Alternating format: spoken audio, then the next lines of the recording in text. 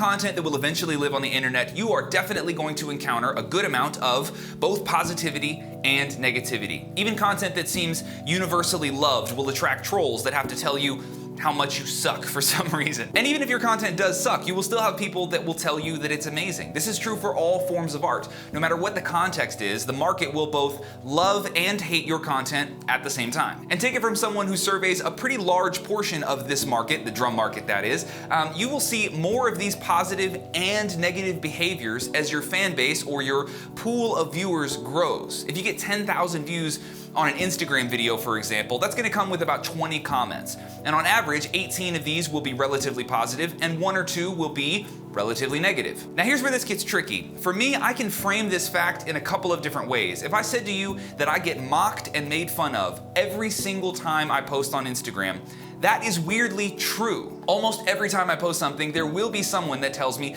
how bad the content is, or that my hair looks dumb, or that I'm a hipster fag with no talent and I have bad technique and my audio sucks, and I've literally heard all these things. And if you choose to focus on that type of negativity, you will not run out of negativity to focus on. There is a surplus of bad shit in the world to occupy your mind, and the more people are watching your content, the more frequently you will begin to encounter this type of negativity. And in my eyes, if we zoom away from the drum industry for just a moment, you know, this kind of mirrors reality itself. This is what the rest of the world looks like too. If you wake up every day and you exclusively choose to focus on what's wrong with the world, you will be overwhelmed with stories of injustice, senseless murder and rape, inexplicable tragedy and environmental devastation. Name your negative buzzword and we can find a very real story that proves that these things are in fact happening all the time. But again, this is a matter of framing. If that's how you choose to see the world, it's really difficult to prove you wrong, and I guess technically you aren't wrong. But what happens if we adjusted our perspective to simply focus on another truth, like the fact that violent crime has been consistently going down for the last 25 years, or the fact that 400 children a day are adopted out of foster care? What about the fact that more people survive from cancer right now than ever before in human history? These are amazing, wonderful, beautiful truths about the world that we live in, and these truths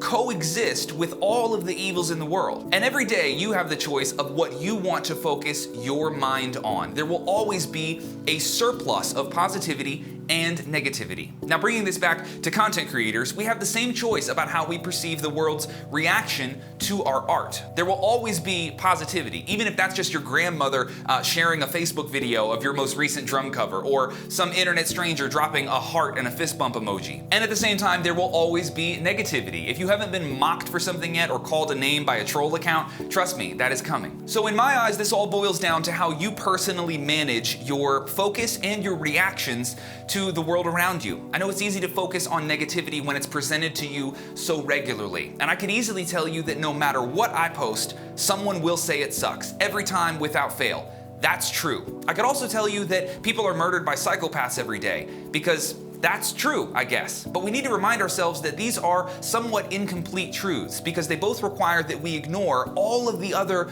positive truths about the world that we live in. My story is not defined by the negativity found in the comment section of some of my videos, and the world we live in is not defined by the negativity that comes from sensationalized journalism, for example. At the end of the day, all content creators and really all people need to balance out these perspectives. We can't pretend that everyone will like everything we create. That's certainly not reality. But we also can't pretend that a few shitty comments can nullify all of the positive comments that likely surround it, because that's not reality either. But if you choose to predominantly focus your mind on the good that comes your way, I promise you will find more of that good than you know what to do with. And while there is a time and a place for you to allow yourself to process the negativity that might come your way, it's our job as artists to make sure that this doesn't dampen our creativity or inhibit us from expressing ourselves freely. There is simply no good that can come from that. The choice is yours at the end of the day, but I vote that if only for our own sanity, we collectively focus our attention on what is good in the world, what positivity is the internet sending your way. I think we'd be all better off for doing so.